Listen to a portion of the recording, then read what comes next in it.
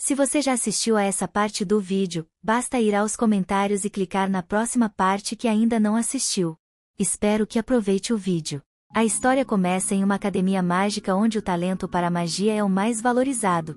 O protagonista não tem aptidão para a magia e se pergunta se há alguma maneira para os sem talento, como ele, avançarem em uma academia de magia. Ele não tem certeza, mas frequentemente vai para masmorras para matar monstros e ficar mais forte, mesmo que ele não possa usar magia um dia na academia.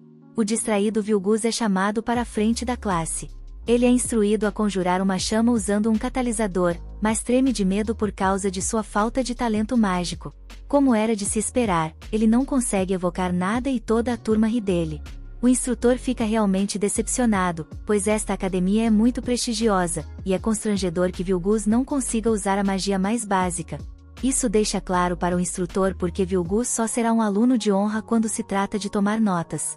Ele diz que Vilgus está completamente além da ajuda. Nesse momento, um estudante chamado Sion evoca uma incrível chama de seu assento. Sion dá um pedido de desculpas insincero, dizendo que estava apenas ajudando o instrutor. O instrutor apaga a chama e declara que isso foi um exemplo de como, neste mundo, a supremacia da magia é absoluta. A magia é força e os magos são seus heróis. Na academia, o talento de um aluno para a magia determina como eles ganham uma classificação mais alta.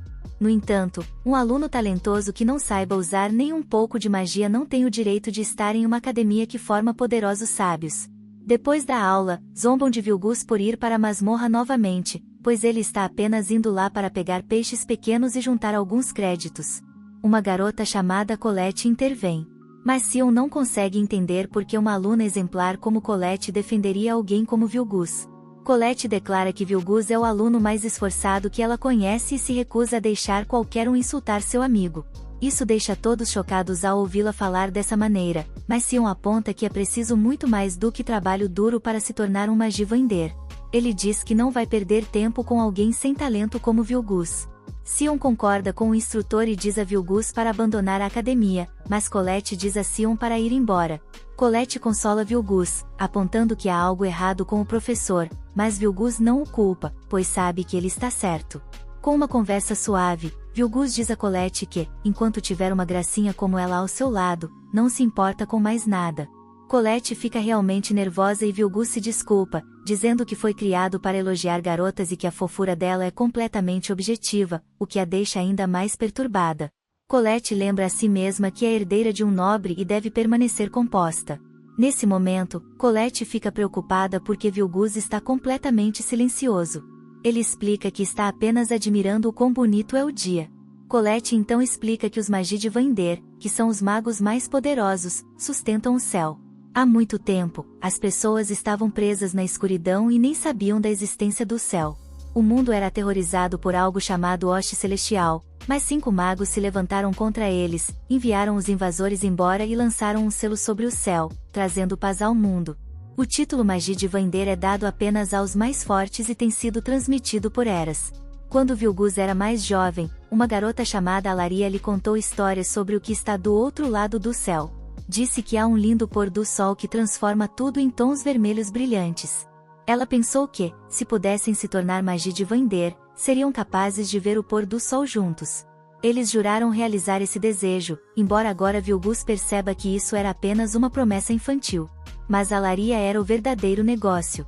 Ela tinha um talento incrível e se tornou a mais jovem a ganhar o título de Magivander. Por isso, deixou a academia para ir à torre superior, enquanto Vilgus, sem talento, ficou para trás. Ele não consegue desistir da promessa que fizeram, então trabalha duro para um dia poder ficar ao lado dela. Depois, Vilgus é repreendido pelo professor por ir à masmorra novamente. A pior parte é que ele vai para o 7º andar, e Vnir teme que ele perca a vida um dia. Vilgus pede desculpas e timidamente pergunta sobre seus créditos, o que só deixa Vnir mais chateado. Mesmo assim, Vilgus elimina um guarda maligno na masmorra, e Vnir o premia com 2 créditos. Vilgus não poderia estar mais feliz, e Vnir fica chocado por ele não ter desistido de se tornar um Magivander.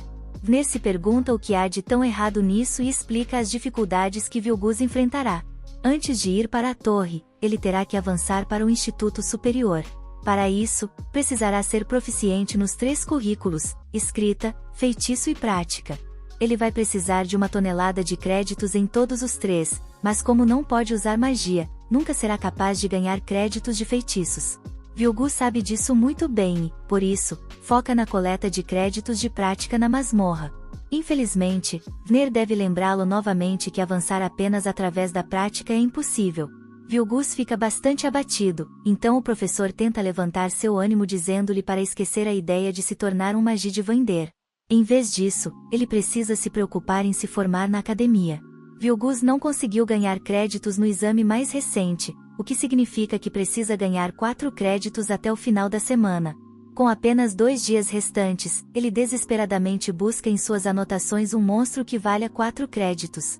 Vner quer ajudá-lo, mas não quer se meter em problemas, então finge estar falando sozinho enquanto revela informações sobre um certo monstro no 6º andar da masmorra, chamado Baskerville.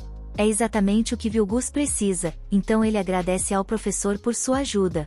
Infelizmente, Sion ouviu tudo e planeja se livrar de Vilgus, acreditando que ele não tem talento e está fora de sua liga nesta academia. Um pouco mais tarde, encontramos Vilgus no 6º andar da masmorra. Vilgus já lutou contra um Baskerville antes, então está ansioso para ganhar seus 4 créditos. Ele diz ao seu gato amigo preocupado para não se preocupar, pois vai evitar o sopro de chamas do monstro para que não fiquem queimados como da última vez. Perto dali, Sion e seus comparsas procuram um monstro. Eles querem derrotar o Baskerville antes de Vilgus para garantir que ele seja expulso por falta de créditos. No entanto, os amigos de Sion estão preocupados em estarem no 6º andar. Mas Sion os lembra que ele é um dos elites na escola e tem sérios problemas com a mera visão de Vilgus. Ele acredita que um perdedor sem talento como Vilgus nem deveria ser capaz de falar sobre os Magi de Vander e não merece estar na academia. Então, as coisas tomam um rumo horripilante quando um monstro eviscera completamente um dos homens de Sion. A cena é assustadora, com o sangue da vítima pingando dos punhos da criatura. Um amigo de Sion grita de horror, e Vilgus, ao ouvir o grito, corre para a frente, temendo que alguém esteja sendo atacado. Ele demonstra uma velocidade incrível e chega a tempo de ver Sion em batalha. Vilgus fica chocado ao ver que o monstro é um sentinela do mal, pois nunca havia visto um em pessoa antes. Essa besta é incrivelmente perigosa e vale 10 créditos. Esse monstro aterrorizante geralmente reside nos níveis mais baixos da masmorra, e Vilgus se pergunta por que está ali. Sion, aterrorizado, implora para que o monstro se afaste enquanto o ataca, mas sua magia não tem nenhum efeito. Sion percebe que o sentinela está em outro nível. Desesperado, ele dispara seus feitiços, mas a besta terrível continua se aproximando.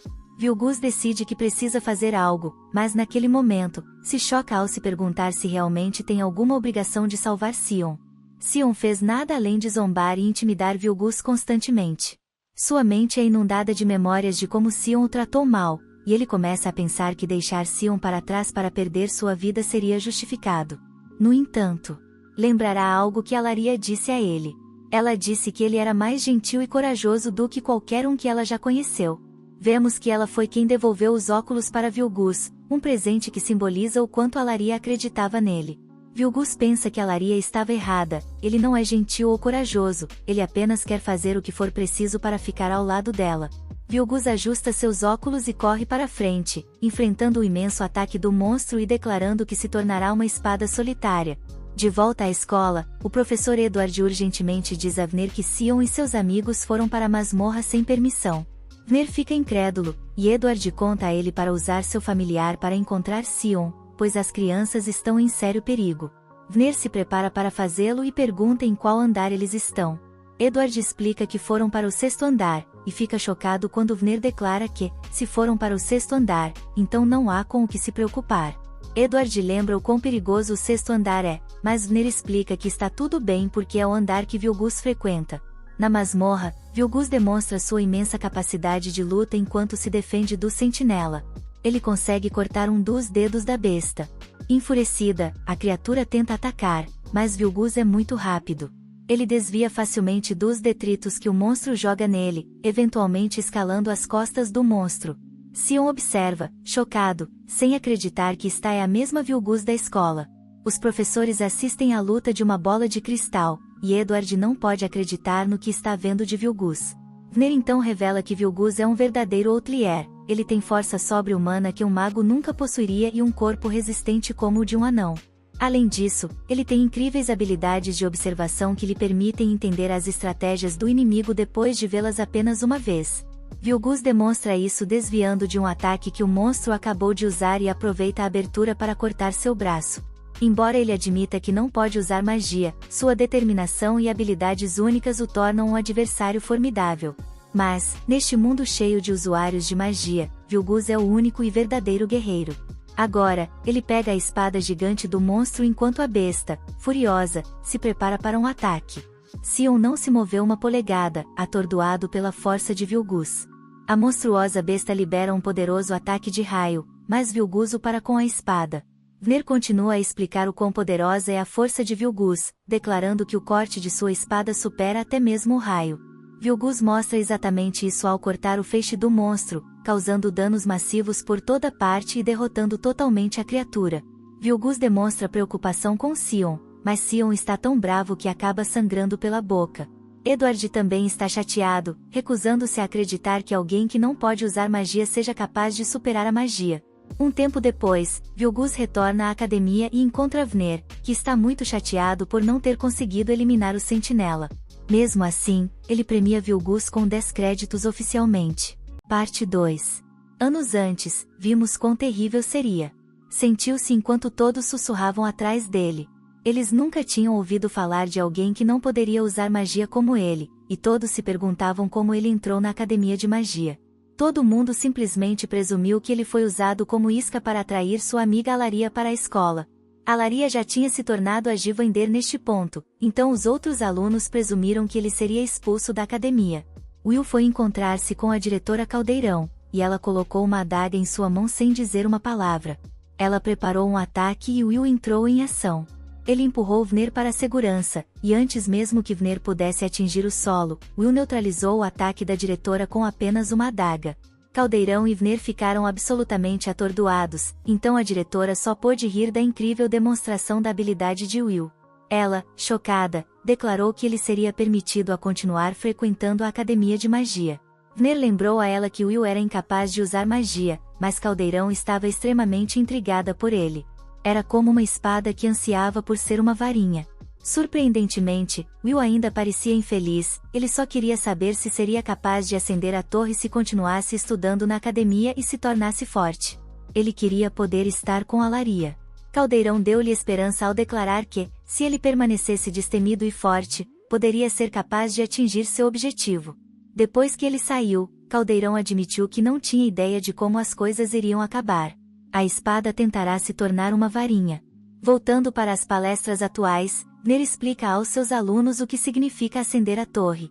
Isso geralmente significa avançar para o Instituto Superior e tornar-se um dos Magi de Vander, com a autoridade do andar mais alto. Uma pessoa deve ser reconhecida pelo centro mais alto de aprendizagem. Existem duas principais formas de avançar, criando um novo tipo de magia ou ganhando pelo menos 7.200 créditos na academia. Apenas alguns poucos foram capazes de criar um novo tipo de magia, o que significa que a maioria dos alunos depende de ganhar créditos através de trabalho árduo na escola, porque eles não estão indo bem o suficiente nem para se formar, muito menos para chegar ao Instituto Superior. Depois da aula, Colette vê o quão exausto Will está e menciona como todos estão comentando sobre o quão duro o professor trabalhador é, especialmente com Will. Mas Will sabe que é porque ele falhou completamente no feitiço. No entanto, a vontade de Will se recusa a ser dissuadida, pois ele acredita que ser um fracasso não significa que ele não deveria ainda trabalhar duro. Will é grato porque o professor trabalhador dá aulas suplementares aos seus alunos, pois alguns professores, como o professor Edward, parecem não se importar. Enquanto isso, dois amigos de Sion contam a todos que Sion derrotou sozinho um sentinela do mal. Eles admitem ter sido sobrecarregados pela besta, mas quando acordaram, Sion já tinha matado o sentinela. Todos pensam que Sion se tornará um dos 3 melhores da escola por causa disso, mas Sion está furioso porque sabe o que realmente aconteceu. Sion vê Will, corre até ele e expressa com raiva sua descrença. Will é suposto ser um talento perdido, mas de alguma forma foi capaz de lutar muito bem. Colette interrompe a altercação, mas Will não conta a ela nada sobre o que aconteceu no escritório da diretora. O bravo Edward exige que Will seja expulso, mas Caldeirão ressalta que Will já está em seu 6º e último ano na escola e seria cruel expulsá-lo depois que ele chegou até aqui. Edward está furioso porque não acha que a academia precise de alguém que seja guerreiro e não mago. Para ele, ser capaz de superar a magia sem poder usá-la é uma blasfêmia. Caldeirão verifica as notas de Will e explica que ele mais do que se destaca em tudo. Exceto magia, Will se destaca tanto que terá vários caminhos para escolher fora de ser um magi de vender. A diretora declara que a academia tem a responsabilidade de produzir grandes estudiosos para algo que ela chama de o dia desbotado. Isso apenas encoraja Edward ainda mais, então ele explica que a questão é que Will está determinado a se tornar um magi de vender. Esse fato é claro para todos. Então, eles veem seu ponto e declaram que ele também deve ser testado. Como Edward descobriu o segredo de Will, ela instrui-o a administrar o teste pessoalmente. Se Will falhar no teste de Edward, então ela confiará a questão de sua expulsão a Edward. Mesmo Edward está surpreso com a decisão dela, e ele lembra que ele não é tão tolerante quanto o professor trabalhador. Caldeirão não se importa e sai. O conteúdo do exame depende dele, e Edward tem um sorriso sinistro no rosto enquanto sai. Quando ele sai, vemos que Caldeirão está bem confiante. Ela quer que Edward teste a vontade de Will ao máximo que puder para que ele possa ver a verdade por si mesmo. Ela acredita que Edward é o melhor para o trabalho porque ele entende o magia de vender melhor que ninguém, e é por isso que as pessoas o chamam de Mago Víbora Negra. Em outro lugar, Will se desculpa com Colette porque ela sempre tem que ajudá-lo a fazer coisas mágicas que ele não consegue fazer sozinho, como abrir seu armário mágico. Colette não se importa. Colette percebe que Will ainda mantém sua espada em seu armário. Ele explica que tem que fazê-lo porque nunca lhe foi dada permissão para levá-la ao campus. Na sala de estudos, Will escreve um relatório sobre uma de suas batalhas favoritas, os Anões Apagados de Outro Mundo. Eles foram severamente maltratados, sobrecarregados de trabalho e até tratados pior que os elfos. Por isso, levantaram um exército e travaram uma guerra. Colette deseja que Will não trabalhe tanto, mas ele explica que, se perder até mesmo um crédito, não será capaz de avançar para o Instituto Superior. Este relatório não é tão ruim, pois ele pode entender como os anões se sentiram. Mesmo diante da magia mais poderosa, eles continuaram a lutar e nunca desistiram. Tal determinação é o que Will acredita ser necessário para superar a magia. O professor Vner lhe ensinou este ditado, e é apenas mais uma razão pela qual ele deve fazer o seu melhor. Colette então percebe um cabelo branco em Will. Ele rejeita a oferta dela de retirá-lo, mas ela insiste. Nesse momento, Edward os interrompe e instrui Will a ir com ele para a sala de feitiços. Edward explica que não pode permitir que Will continue falhando nos feitiços, então decidiu dar-lhe uma aula suplementar. Will fica chocado, e Edward diz para ele ser grato. Ele declara que irá verificar o valor de Will e, em seguida, usa um ataque mágico contra ele. Edward simplesmente explica que a tarefa de Will é acertar um único golpe nele e que a recusa não é uma opção. No entanto, se Will tiver sucesso, Edward premiará Will com seus primeiros créditos em feitiçaria se ele conseguir acertá-lo.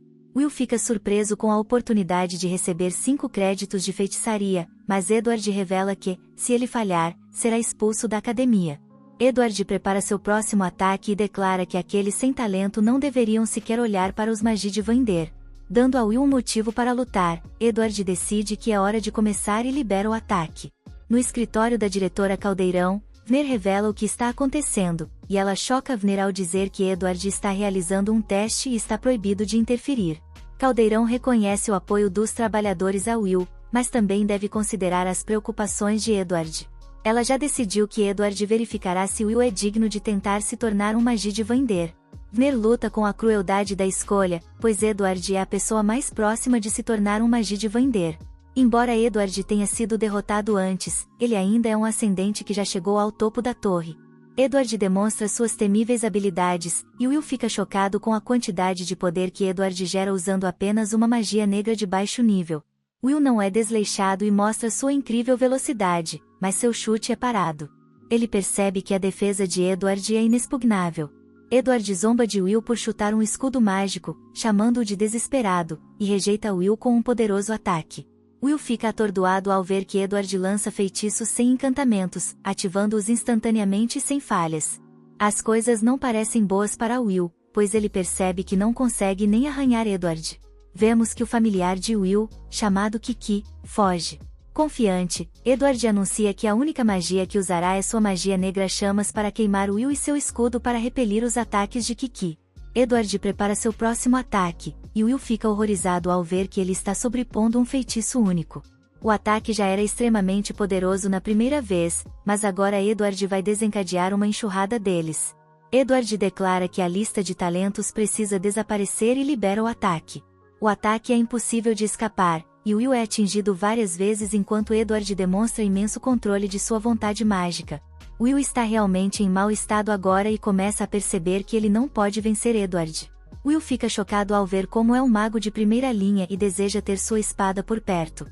Colette se preocupa com Will após ouvir que ele teria aulas suplementares com Edward. Ela teme o pior, mas fica surpresa quando vê que o familiar de Will, Kiki, está ferida, mas ainda arranha o armário de Will. Colette percebe que algo ruim aconteceu com Will, pois Kiki está claramente angustiada. Então, Colette abre urgentemente o armário de Will. De volta a Will, Edward ressalta que, se ele não consegue lidar com alguém como ele, então não terá chance de se tornar um magi de Vander. Edward menciona a guerra envolvendo os anões e explica que eles tolamente incitaram uma rebelião com a força de 10.000 anões. Ele então pergunta se Will sabe quantos magos foram necessários para acabar com a batalha. Will tenta se levantar, mas Edward o força a descer e revela com raiva que bastou um mago com um simples aceno de sua varinha. Um único mago foi capaz de aniquilar 10.000 guerreiros anões. Edward declara com raiva que este é o caminho do mundo e que uma espada nunca alcançará uma varinha. Ele quer que Will abandone suas aspirações, mas Will se recusa e anuncia com orgulho que quer alcançar o magia de Vander. Edward o empurra para longe e exige saber o que impulsiona Will a lutar tanto. Will, então, fica em posição desafiadora e declara que quer estar com a pessoa que ama. Essa resposta choca profundamente Edward, e Will continua dizendo que quer manter a promessa que fez a Laria. Edward fica enojado e se recusa a acreditar que algo tão simples como o amor é o que está impulsionando Will a alcançar o ápice da magia. Will entende quão tolo isso deve parecer para Edward. Mas ele não se importa com o quão difícil seja o caminho, ele está determinado a ver o pôr do sol com a Laria. Logo em seguida, Colette chega no momento perfeito e entrega a espada a Will. Ele agradece e se prepara para uma luta real. Edward chama Will de desviante e aponta que ele não pode vencer com uma espada. Edward promete derrotar Will enquanto desencadeia outro ataque, mas fica atordoado quando Will corta diretamente através de sua magia. Fica claro que Will está usando a lâmina área, mas Edward não se importa e lança outro ataque. Will pensa em quão aterrorizado está, sabendo que Edward vai lançar outra barragem, uma salva aterrorizante de 1000 chamas. Ele não consegue parar de tremer enquanto reconhece que Edward é uma poderosa barreira entre ele e o magia de Vander. Will realmente quer fugir, mas sabe que esta é a única maneira de atravessar a barreira. Edward declara que a luta acabou enquanto envia sua barragem de ataques mágicos e chama Kiki para carregar Will. Will manobra magistralmente através dos ataques e pensa em como há mais na história sobre a Guerra dos Anões. Havia um bravo general anão chamado Gareth que lutou mesmo depois de perder todos os seus camaradas no início. Mesmo com tudo acontecendo ao seu redor, ele foi capaz de desferir um único golpe após a batalha. Em homenagem à sua bravura, os magos reconheceram o status do anão. Naquele momento, Will lança um tijolo na barreira de Edward e ela se estilhaça por todos os lados. Ele então sobe aos céus e declara que a história do anão é um exemplo de uma espada alcançando uma varinha. Will usa o teto como plataforma de lançamento e se lança diretamente através da barreira de Edward, cortando-a. A batalha chega à sua conclusão dramática quando ambos os lutadores apontam suas armas um para o outro. Edward fica atordoado e furioso ao perceber que Will conseguiu cortar sua defesa. Ele se afasta, mas também declara que Will é recompensado com 5 créditos. Colette corre para verificar Will. Mas ele está completamente exausto. Caldeirão está muito impressionada com a performance de Will, e Vner aponta que ele escolheu mergulhar direto na barragem de Edward, escondendo-se e atacando de um ponto cego acima. Kun complementa, destacando que Will usou um golpe com força suficiente para romper o escudo de Edward. Will conseguiu realizar um ataque cortante capaz de superar a magia, e Kun, espantado, declara que parecia que Will não se intimidou. Parte 3. Will se despede, afirmando que conseguiria chegar à torre também, mesmo sem poder usar magia, apesar de todas as dificuldades que tentaram separá-los. Ele jurou que a seguiria, aconteça o que acontecer. Alaria ficou surpresa quando ele disse que eles assistiriam ao pôr do sol juntos, e ela prometeu esperar por ele, independentemente do tempo que isso levasse. Naquele momento, ele lhe disse que seria a última vez que choraria como um perdedor patético e sem esperança. Will se descreve como alguém sem talento, um aprendiz dedicado aos livros, com destaque apenas na escrita. Ele pode ser um estudante comum, mas é incrivelmente esforçado.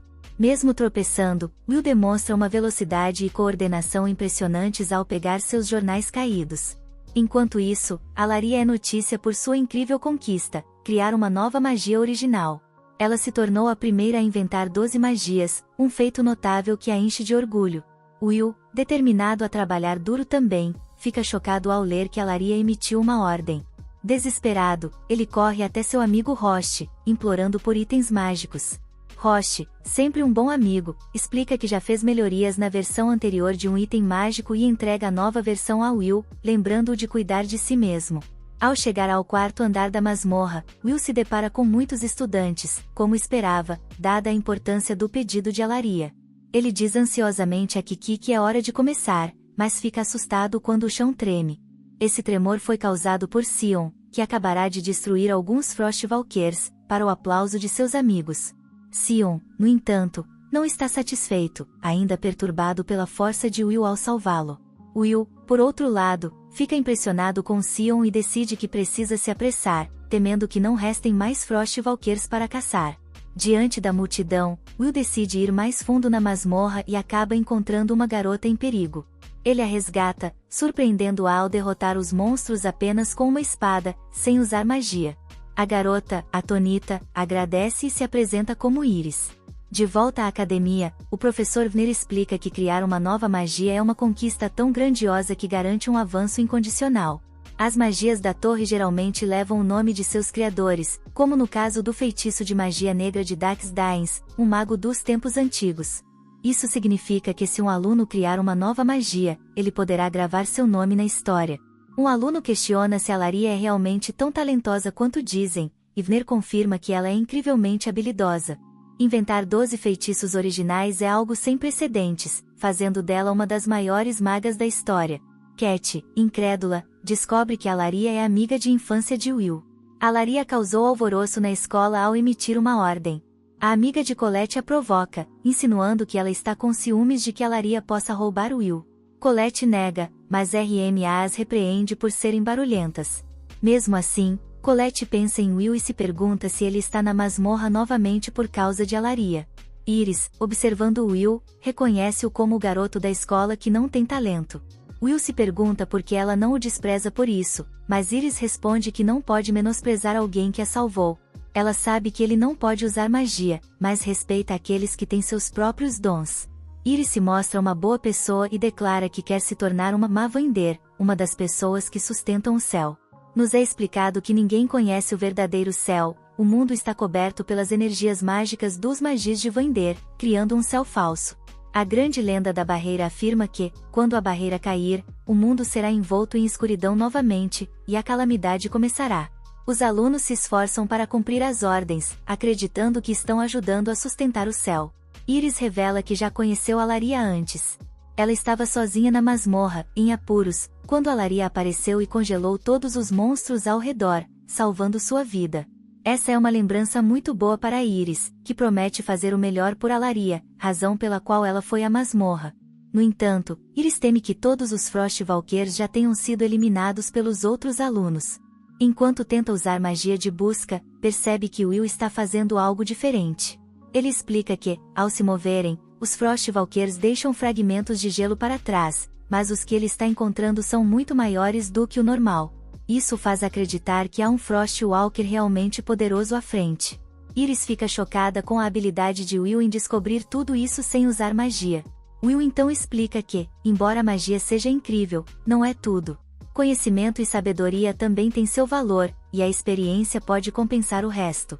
Ele se prepara para a batalha, enquanto Iris, atônita, vê um gigante Frostwalker surgir. Will usa sua incrível velocidade para evitar ser esmagado, e Iris fica apavorada ao perceber que o monstro é um Frostrex, exatamente como Will havia previsto. Um monstro realmente poderoso, o Frostrex emite um rugido assustador. Esses monstros são a forma mais elevada de Frostwalkers e valem 6 créditos. Eles são específicos do 4º andar. Will deve desviar de um ataque de raio, que congela tudo o que toca. Ele pede a Iris que espere enquanto ele luta, mas ela está preocupada. Iris explica que ataques físicos não funcionam em um Frost Hex, pois qualquer coisa que toca é congelada instantaneamente.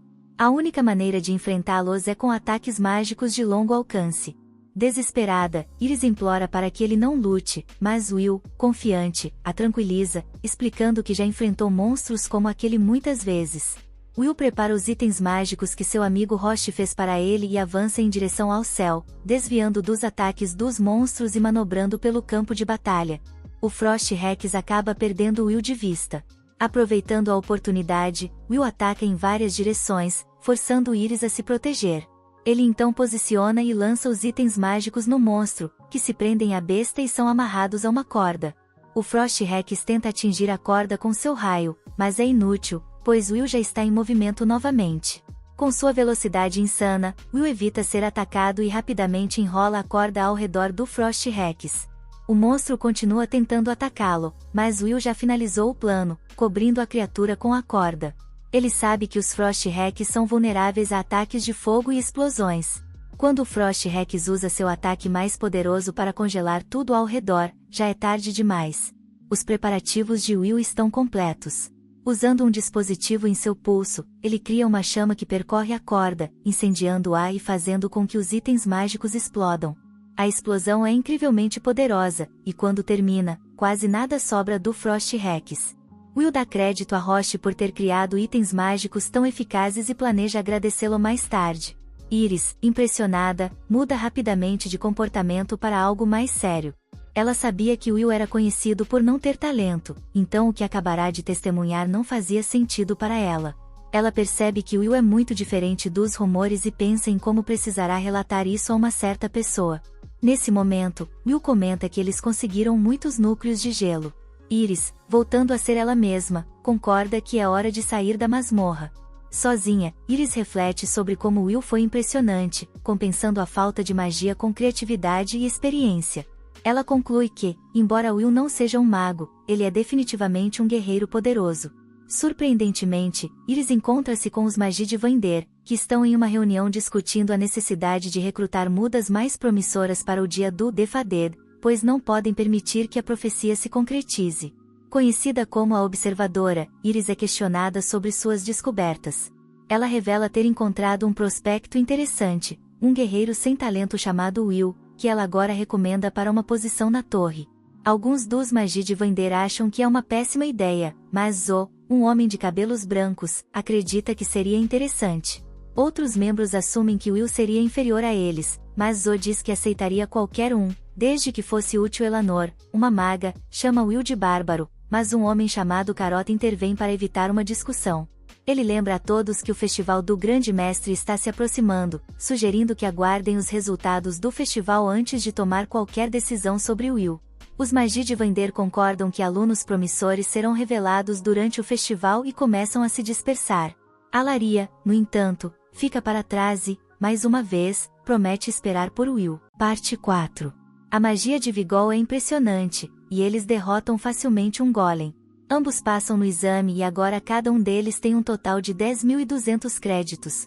Outro rapaz se aproxima e usa magia de gelo para prender cristais de gelo em vários golems. Esses fragmentos se transformam em flores de gelo, e o rapaz congela facilmente vários desses golems. O nome desse rapaz é Julius, e os outros alunos ficam impressionados com o fato de ele ter congelado até os golems deles.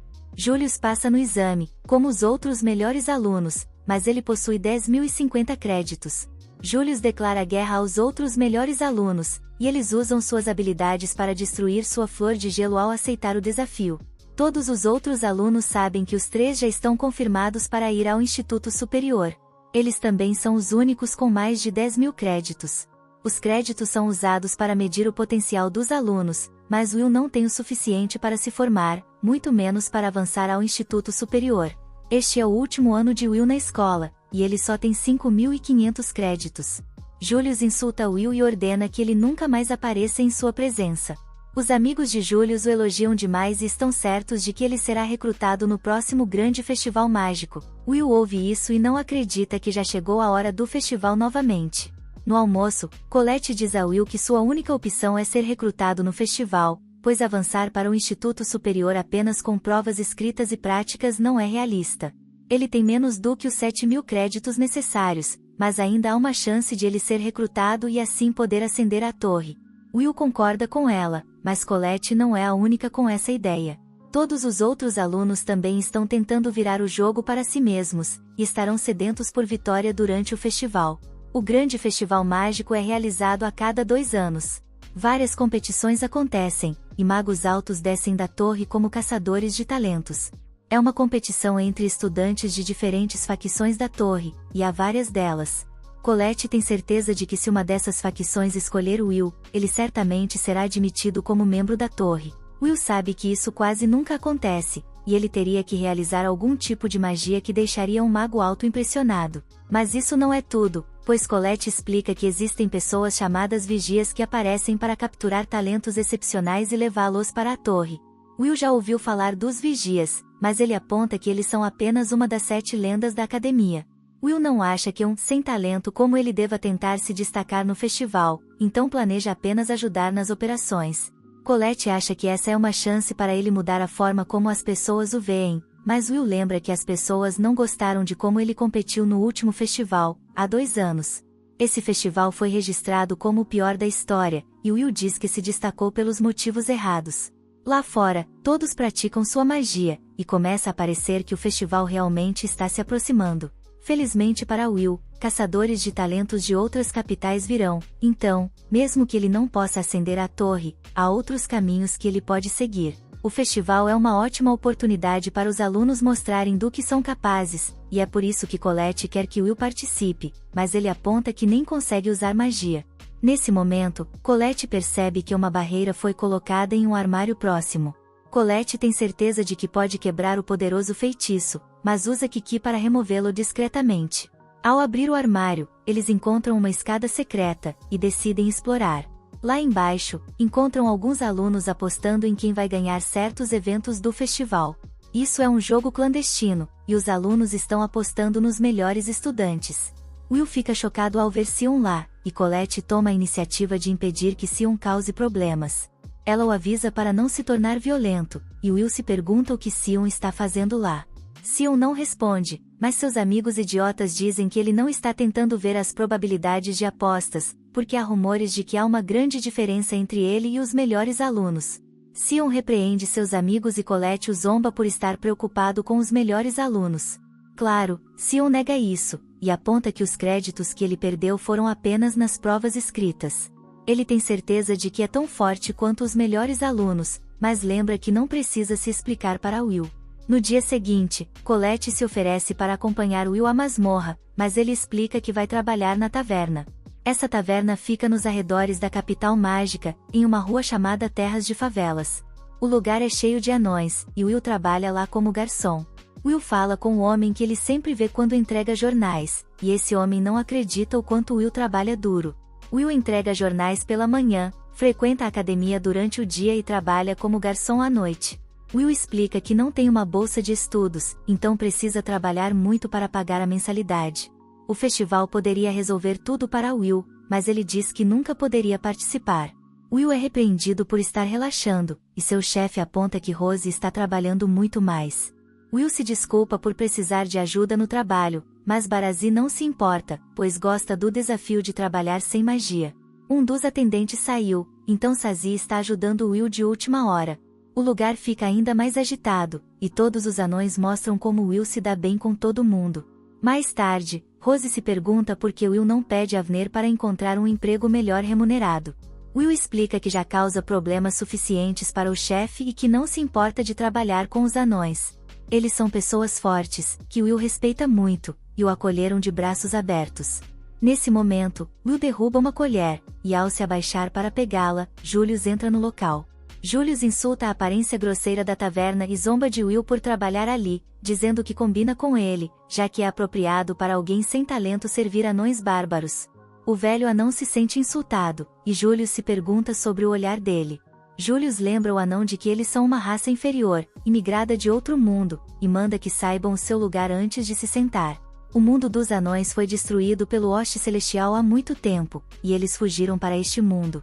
Julius continua insultando a taverna e exige ser servido. Ao contrário dos elfos, os anões são tratados com desdém, e se um anão encostasse em um mago, sua posição estaria em risco. A tensão aumenta enquanto o velho anão fica claramente incomodado, e Rose leva comida para Julius. Julius e seus amigos insultam a comida, dizendo que só poderia agradar a bárbaros. Ele então chama os anões de bestas imundas e ordena que saiam do país dele. O grupo rude dá risada, mas Rose percebe que Will ficou muito sério. Julius e seus amigos acham que Will está ali para atendê-los, mas ele exige que retirem tudo o que disseram. Julius fica irritado, mas Will explica que há muito significado na comida dos anões, e que não deve ser ridicularizada. Todos ficam chocados. Julius, de forma rude, afirma que nenhum deles pode usar magia e, se algo for nojento, ele vai chamá-lo de nojento. Julius então chuta a comida em direção a Will, e seus amigos dizem para Will não pensar em revidar. Esses idiotas mexeram com a pessoa errada, e Will derruba os dois amigos de Julius com um único movimento, deixando-os inconscientes. Ele avisa Julius que a selvageria entre eles é mais sem sentido do que a dos anões.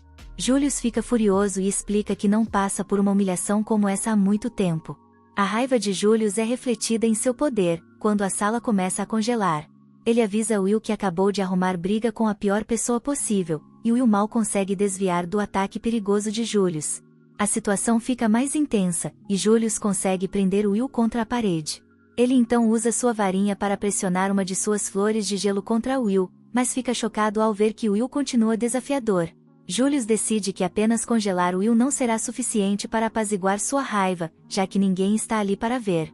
Ele exige que Will participe do grande festival mágico, para que possa humilhá-lo na frente de todos.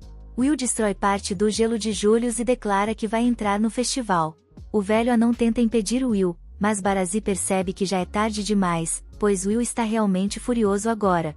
Julius declara que vai derrotar Will e garantir que ele não possa mais ficar na academia.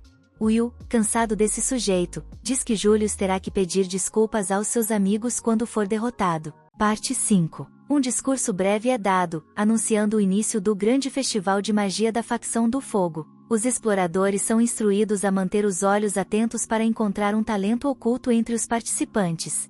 Os espectadores observam enquanto os competidores participam de uma corrida montados em Charizards. A multidão fica impressionada com a intensidade da corrida, mas fica claro que Lehana vai vencer. Isso era esperado da chamada Senhorita Perfeita, pois ela está no topo da escola. O diretor Caldron observa a multidão e fica contente ao ver que os exploradores estão misturados no público, com os olhos brilhando de expectativa. Iris comenta que os magos vindos de fora da torre sempre criam uma certa tensão.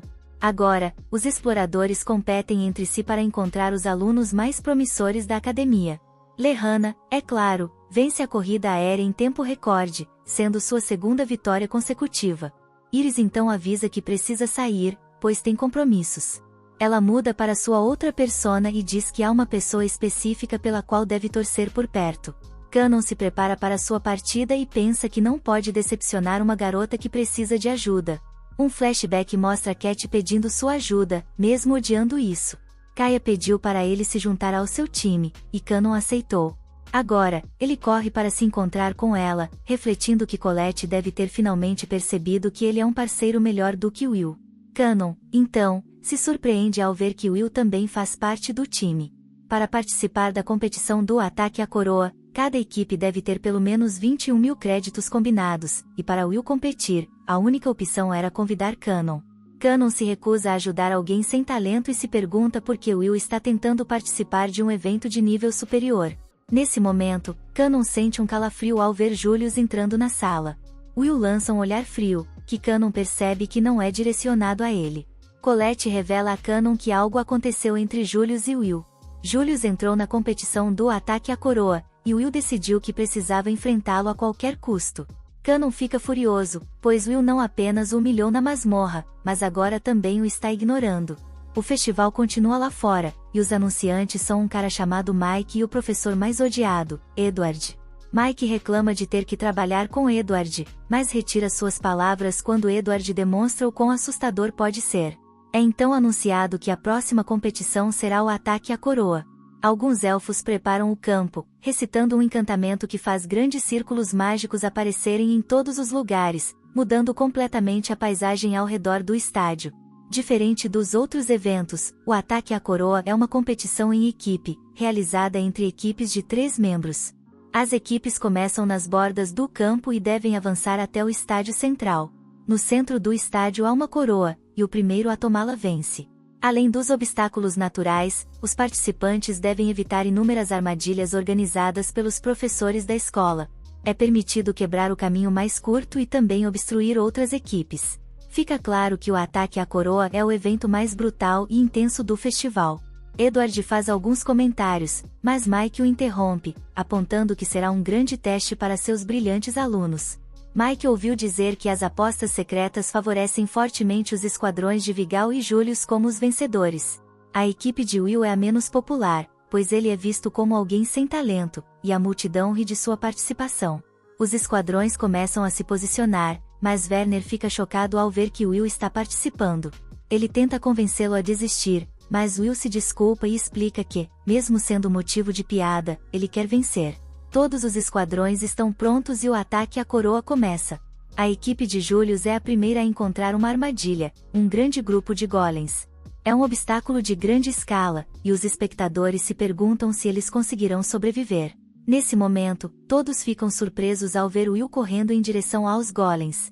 A multidão o ridiculariza, já que ele mal conseguiu arranhar um único golem durante o exame, e assumem que ele está correndo para seu fim. No entanto, eles não sabem que a equipe de Will está bem preparada. Ele instrui Colette a executar o plano. Colette usa magia de terra para cobrir o braço de Will com pedra, e ele destrói completamente um dos golems, emitindo uma grande explosão de energia dentro do estádio. Toda a multidão fica sem palavras. Cannon não acredita no que vê, enquanto Will continua seu ataque implacável. Mike declara que o primeiro a passar pelo exército de golems é o sem-talento Will. Cannon nunca poderia se perdoar por ser salvo por alguém como Will, então fez tudo o que pôde para ficar mais forte. Mas, de alguma forma, Will ainda está se destacando, o que deixa Cannon furioso.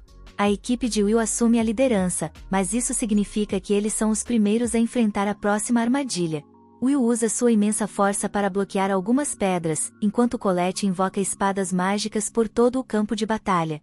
Colette usa habilidosamente suas espadas para destruir todas as armadilhas ao redor deles.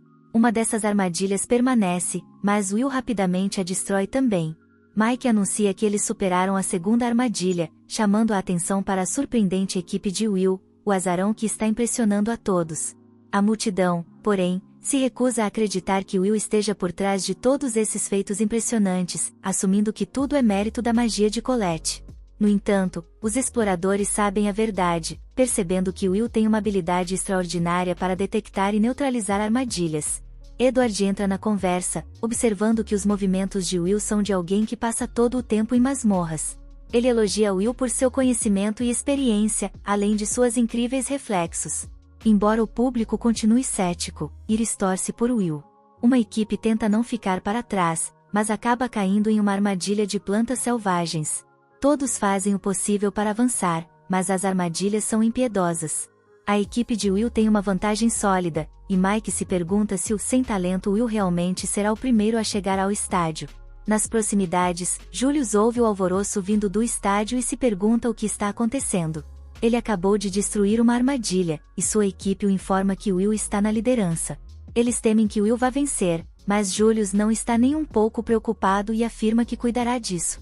Pouco tempo depois, Mike anuncia que a equipe de Will chegou à área final, chamada de Floresta Encantada. Lá, Will encontra uma armadilha de círculos de corrente, mas usa sua espada para cortá-los, fazendo com que se voltem uns contra os outros e se destruam. Mike fica impressionado com a calma de Will. Edward, que foi o responsável por preparar o campo minado mágico, não faz nenhum comentário sobre o fato de Will ter passado por ele com facilidade. Will avança rapidamente, mas sabe que, quanto mais perto do estádio, maior a probabilidade de encontrar outras equipes. Isso significa que a verdadeira batalha acontecerá no Mar de Árvores. Com sua equipe na liderança, Will decide montar uma emboscada e esperar por Julius. Porém, nesse momento, ele quase é atingido por um fragmento de gelo. Colette fica chocada ao ver que Julius chegou antes deles, e Will se pergunta se a equipe dele está escondida em algum lugar. Julius então lança uma série de estilhaços de gelo, e Will se lembra de focar na batalha. Will se prepara para atacar, mas todos ficam espantados quando Cannon elimina todo o gelo com suas chamas. Cannon começa uma invocação, e Cat percebe o perigo, implorando para que Will se afaste. No entanto, é tarde demais, pois Cannon conclui seu ataque com raiva, e Colette precisa proteger Will rapidamente para evitar que ele seja atingido. O ataque causa danos massivos, e a onda de choque pode ser sentida até no estádio. Will não tem ideia do que acabou de acontecer e fica horrorizado com o estrago causado. Cannon ordena que Julius vá embora, dizendo que ele só está atrapalhando. Colette percebe que Cannon estava mirando tanto em Julius quanto em Will. Cannon explica que até agora ele estava jogando limpo, mas agora é hora de ele receber o que merece. Ele exige que Will lute com ele, mas Will fica completamente atordoado. Will quer saber por que Cannon está tão irritado, mas Cannon apenas responde que não precisa de motivo para esmagá-lo. Colette tenta impedir Cannon, mas Julius bloqueia seus movimentos com uma parede de gelo. Will se preocupa quando Julius a ataca, mas precisa se defender de Cannon. Os ataques de Cannon desarmam Will, e ele tenta lembrar a Cannon que aquele não é o momento certo para eles lutarem. Mesmo assim, Cannon se recusa a ouvir e apenas manda Will pegar sua espada. Sem outra escolha, Will ergue a espada e se prepara para a batalha. Obrigado por assistir, inscreva-se e ative o sino de notificação para no futuro ver mais vídeos como este. Até a próxima, pessoal!